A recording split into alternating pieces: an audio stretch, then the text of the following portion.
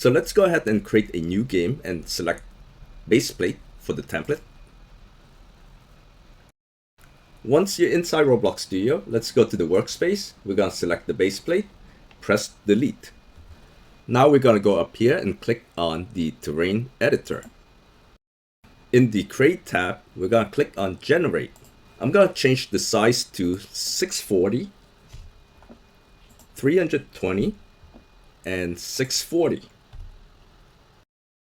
And down here, you can select whatever you like to have inside your game. So I'm going to check the water box here, the Arctic box, and the canyons.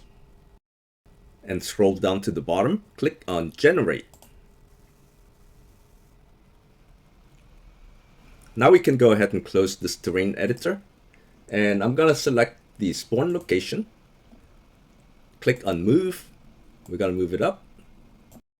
Move it up some more. Let's now play test and take a look. So I have spawned into the spawn location. And let's go around and take a look. So I see grass on this side.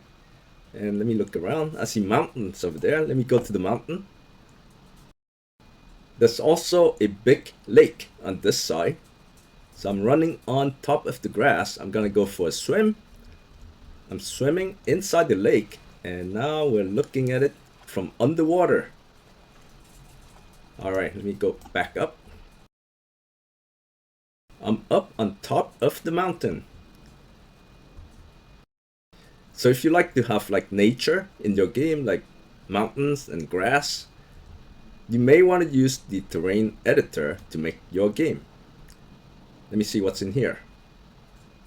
It is a cave. So you can go inside the cave and explore.